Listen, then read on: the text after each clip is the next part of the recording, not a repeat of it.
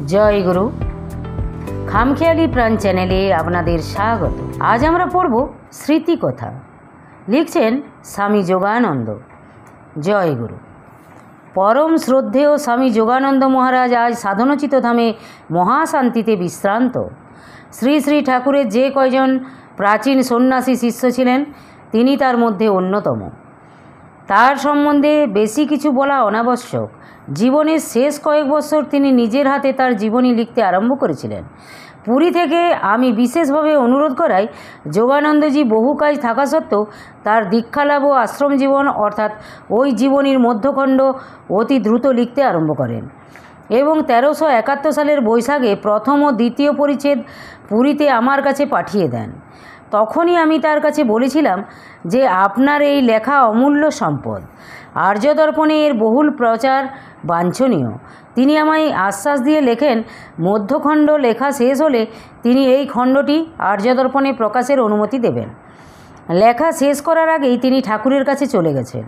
अनुमान करी प्रथम जीवनेर सेई मधुमय स्मृतिते गत 2 बछर सर्वदाई डुबे थाकाय श्री श्री ठाकुरेर विच्छेद आर सह्य हयनि।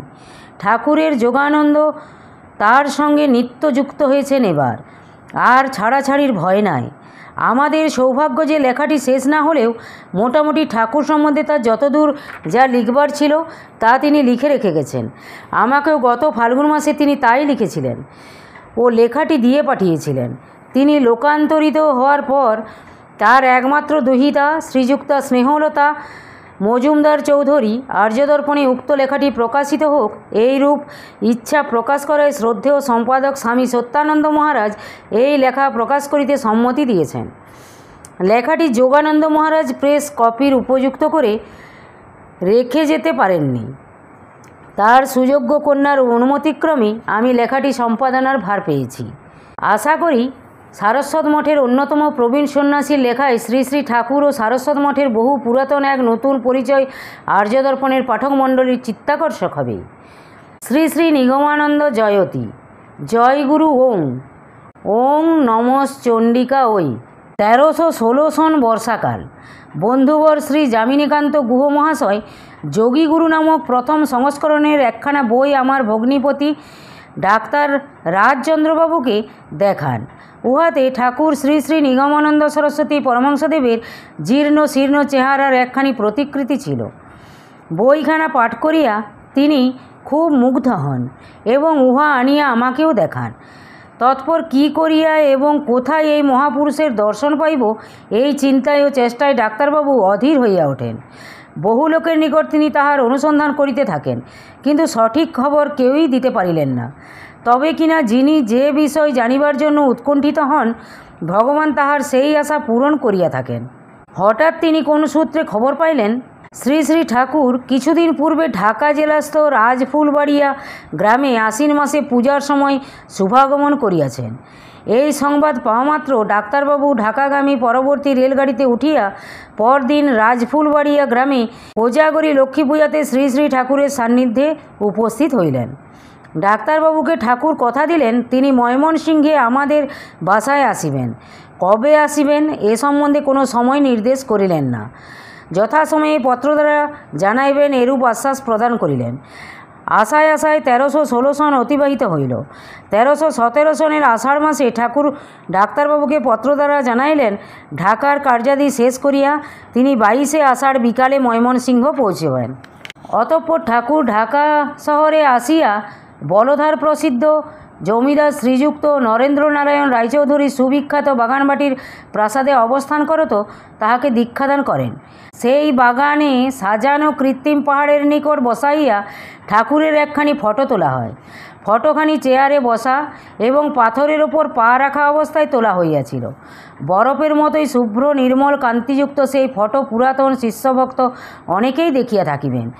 एई छबिखानी परवर्तीकाले आमी बिलात हইতে एनलार्ज कराइया आसामे शांति आश्रमेर बैठकखानाते टांगाइया राखी। परे छोटो बड़ो नाना साइजेर ब्लक करिया ओई छवि छापानो हय। और ओई नरेनबाबुर बाटीते तोला ओई रूप शुभ्र कान्तियुक्त पद्मासने बसा छबिटिও प्राय अर्ध शताब्दी यावत सर्वत्र प्रचारित हইয়াছে। উহা আমি কলিকাতার গড়পাড় রোড স্থিত সুপ্রসিদ্ধ চিত্রকর U Ray and sons co দ্বারা ব্লক করাইয়া ছাপাইবার ব্যবস্থা করিয়াছিলাম। তদবধি ওই ছবি যোগীগুরু পুস্তকে সন্নিবেশিত আছে। শ্রী শ্রী ঠাকুরের নির্দেশ মতো ওই দিন ডাক্তারবাবু খালি পায়ে স্টেশনে রওনা হইলেন। আমিও খালি পায়ে তাহার সহিত স্টেশনে উপস্থিত হইলাম। যথাসময়ে ট্রেন প্ল্যাটফর্মে আসিয়া দাঁড়াইলে আমরা ঠাকুরকে কামরা হইতে নামাইয়া একখানা ঘোড়ার গাড়িতে বসাইলাম। সঙ্গে ছিলেন বেনিয়ার চরের সুপ্রসিদ্ধ তহসিলদার বৃদ্ধ শ্রী উমাচরণ সরকার। ঘোড়ার গাড়িতে বসিয়া আমি সতৃষ্ণ নয়নে ঠাকুরের জ্যোতির্ময় অপরূপ রূপ দর্শনে মুগ্ধ হইলাম। গাড়ি আসিয়া বহির্বাটিতে বড় ঘরের সামনে দাঁড়াইল। মাতা ঠাকুরানী, জ্যেষ্ঠা ভগিনী, সুশীলা সুন্দরী এবং ক্ষীরোদবালা ও অন্যান্য ভক্তবৃন্দ শ্রী শ্রী ঠাকুরকে আমার গৃহের হলঘরে আনিয়া পালঙ্কে বসাইলেন। পার্শ্বে ডাক্তারবাবু ভক্তি নম্রভাবে দাঁড়াইয়া রহিলেন। আমি খালি পায়ে দাঁড়াইয়া ঠাকুরকে বাতাস করিতে লাগিলাম। তিনি আমাকে দেখাইয়া ডাক্তারবাবুকে জিজ্ঞাসা করিলেন, ইনি কি সেই উকিলবাবু? ডাক্তারবাবু বলিলেন, হ্যাঁ, ঠাকুরের সহিত আমার এই প্রথম পরিচয়। পরদিবস দ্বিপ্রহরে যথারীতি পূজাদি সম্পাদন করিয়া শ্রী শ্রী ঠাকুর ডাক্তার রাজচন্দ্রবাবু ও আমার জ্যেষ্ঠ সহোদরা সুশীলা সুন্দরীকে দীক্ষাদান করিলেন। সন্ধ্যার পর স্থানীয় কীর্তনের দল ঠাকুরকে নাম শোনাইতে আসিল। আসনে আসীনাবস্থাতেই নামগান শুনিয়া তিনি ভাব সমাধিতে মগ্ন হইয়া ক্রন্দন করিতে লাগিলেন। এই অবস্থায় কি করিতে হইবে আমাদের জানা না থাকায় কীর্তন বন্ধ করা হইল। আমরা তাহাকে বাতাস করিতে লাগলাম। প্রায় আধ ঘণ্টা পরে ঠাকুরের সমাধিভঙ্গ হইলে তিনি জলযাপন করিলেন। অতঃপর আহারান্তে ঠাকুর শয়ন করিতে গেলেন। প্রসাদ সেবান্তে আমি অন্য ঘরে শয়ন করিতে গেলাম। আমার সহধর্মিণী তখন 15 বৎসর বয়স্কা। অল্পদিন পূর্বে সে একটি কন্যা সন্তান লাভ করিয়াছে। আমাকে সানুনয় অনুরোধ জানাইয়া সে বলিতে লাগিল, আজ দিদি এবং দাদাবাবু ঠাকুরের নিকট দীক্ষা নিলেন, আমরা উভয়েও দীক্ষা নিলে হয় না? এরূপ মহাপুরুষের দর্শন লাভ ভাগ্যে কদাচিৎ ঘটে। ইহার পর তিনি কোথা হইতে কোথায় চলিয়া যাইবেন তাহার ঠিক কি? দীক্ষা গ্রহণ সম্বন্ধে কোনো প্রয়োজনীয়তা আমি তখন পর্যন্ত অনুভব করি নাই। সহধর্মিণীর বিশেষ পীড়াপিড়িতে উত্তর দিলাম, ঠাকুর আমাদের দীক্ষা দিবেন কেন? আমাদের কি যোগ্যতা আছে? তখন সে বলিল, দীক্ষার জন্য তাহাকে বলিয়া দেখিলে দোষ কি?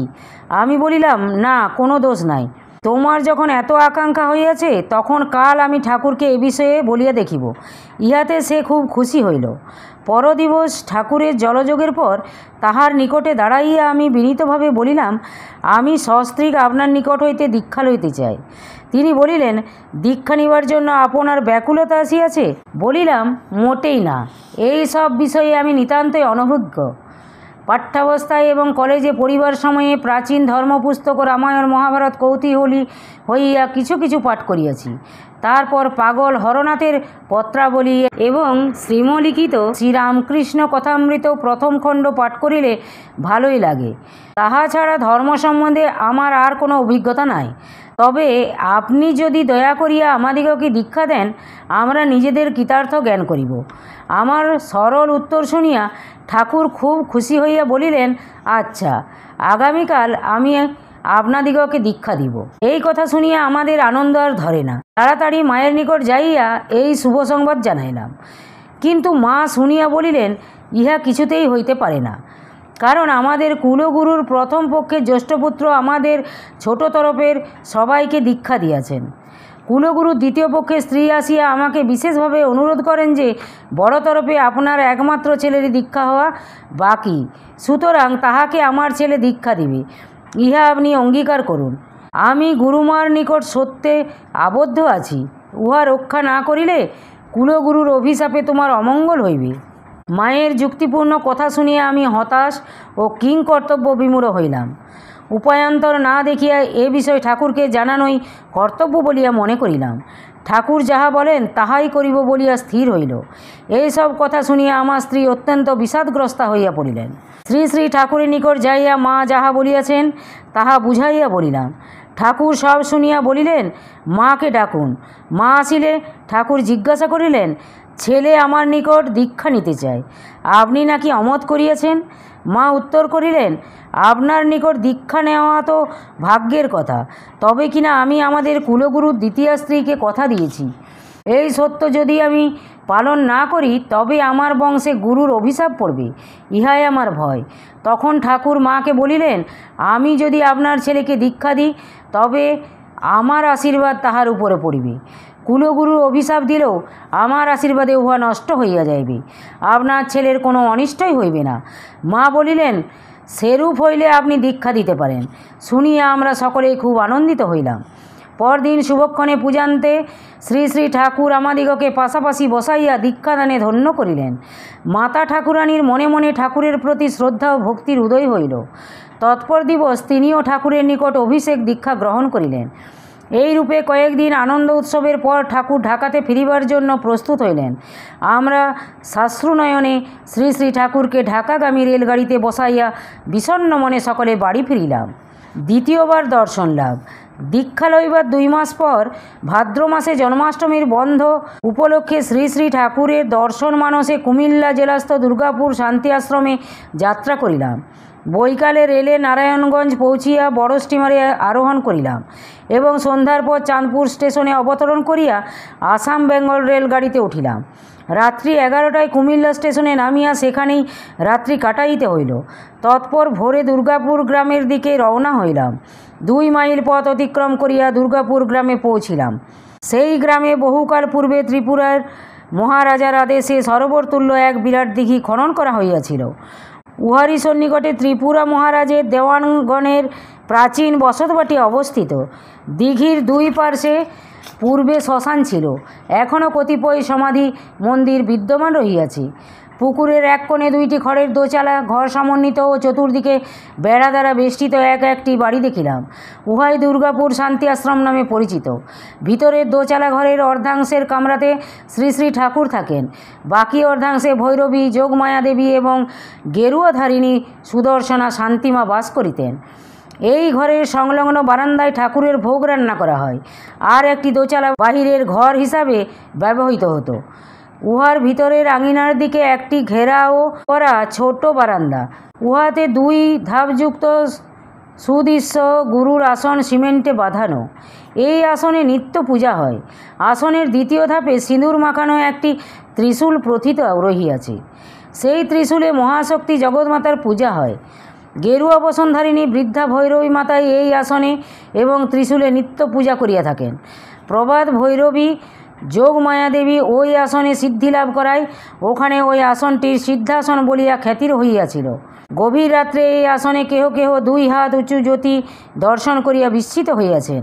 দেওয়ানবাটি নিবাসী ঠাকুরের শিষ্য শ্রী জয়ন্ত কুমার বিশ্বাস আমাকে বলেন যে তিনিও শেষ রাত্রে আসনে জ্যোতি দর্শন করিয়াছেন।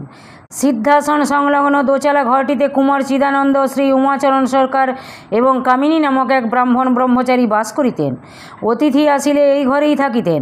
আমাদের দীক্ষার সময় তহসিলদার উমাচরণ সরকার উপস্থিত ছিলেন, সুতরাং আমি আশ্রমে পৌঁছা মাত্র তিনি চিদানন্দজির সহিত আমার পরিচয় করাইয়া ওই ঘরে বিশ্রামের স্থান করিয়া দিলেন। বেলা 8টার সময় শ্রী শ্রী ঠাকুর বাহিরের ঘরে আসিয়া বসিলেন। আমি শ্রীপাদপদ্মে প্রণাম করিলাম। অতঃপর ঠাকুরের আদেশে বাটির ভিতর যাইয়া ভৈরবী মা ও শান্তিমাকে প্রণাম করিয়া আসিলাম। তাহাদের সস্নেহ আদর আপ্যায়নে যে মুগ্ধ হইলাম তাহা বলাই বাহুল্য। অপরাহ্নে সেই সমাধি সমন্বিত দিঘির চারিদিকে ঘুরিবার জন্য ঠাকুরের সহিত ভ্রমণে বাহির হইলাম। কয়েকবার ঘোরাফেরার পর সন্ধ্যা ঘোর হইয়া আসিলে ঠাকুর ভিতরের আঙিনায় রক্ষিত আরাম কেদারায় বসিয়া বিশ্রাম করিতে লাগিলেন। কিছুক্ষণ পরে গ্রামবাসী বালকগণ হরি সংকীর্তন করিতে করিতে আসিয়া ঠাকুরের চারিদিকে ঘুরিতে ঘুরিতে ভাবাবেশে বালককণ্ঠে সুমধুর হরিনাম করিতে লাগিল। কিছুক্ষণ মধ্যেই ঠাকুর উঠিয়া বালকদের সহিত মিশিয়া তালে তালে নৃত্য করিতে লাগিলেন। চিদানন্দ দাদা তখন চেয়ারটি সরাইয়া নিলেন। অতঃপর শ্রী শ্রী ঠাকুর ভাবাবেশে ঊর্ধ্ববাহু হইয়া যুগ্ম পদে ঠিক নিত্যানন্দ মহাপ্রভুর ন্যায় অপূর্ব নৃত্য করিতে লাগিলেন। তাহার জটাগুলি তালে তালে দুলিতেছিল। মনে হইল যেন একধারে স্বয়ং গৌরনীতাই নৃত্য করিতেছেন। ঠাকুরের দেহ হইতে দিব্য জ্যোতি নির্গত হইয়া স্থির বিজলির ন্যায় আশ্চর্য শোভা বিস্তার করিয়াছিল। জীবনে বহু অত্যাশ্চর্য দৃশ্য দেখিয়াছি, কিন্তু এমন জ্যোতির্ময় মহাপুরুষের নটবর শিব নৃত্যের ন্যায় স্বর্গীয় দৃশ্য আর কোথাও দেখি নাই। আমি আনন্দে বিগলিত চিত্ত হইয়া পড়িলাম। এই রূপে নৃত্য করিতে করিতে ঠাকুর ধরা আসনে লম্বমান হইয়া পতিত হইবার উপক্রম হইলে চিদানন্দ দাদা তাহাকে ধরিয়া নিম্নে শোয়াইয়া দিলেন। ব্রহ্মচারীবৃন্দ ও মায়েরা কেহ সজোরে পাখা করিতে লাগিলেন, কেহ বা কপালে ও চোখে জলের ছিটা দিতে লাগিলেন। এই রূপে কিছুক্ষণ সেবা করবার পর ঠাকুর চক্ষু উন্মীলন করত ক্রমে স্বাভাবিক অবস্থা প্রাপ্ত হইলেন। আমিও বহির্বাটির আঙ্গনে আসিয়া বিশ্রাম করিতে লাগিলাম। সেই অপূর্ব দৃশ্য স্মরণ করিলে এখনও আমার দেহ আনন্দে পুলক কণ্টকিত হইয়া ওঠে। এইভাবে 3 দিন সকলের সহিত মহানন্দে কাটাইয়া আশ্রম হইতে বিদায় গ্রহণ করিলাম। পথিমধ্যে মাতৃগণের অকৃত্রিম স্নেহ এবং গুরু ভ্রাতাগণের সদালাপ স্মরণ করিতে করিতে ময়মনসিংহ পৌঁছিয়া কার্যক্ষেত্রে পুনঃ প্রবেশ করিলাম। জয় গুরু, জয় গুরু। আজ এই পর্যন্তই। যদি আপনাদের ভালো লেগে থাকে তাহলে চ্যানেলটিকে সাবস্ক্রাইব করে সাথে থাকবেন। জয় গুরু, জয় গুরু।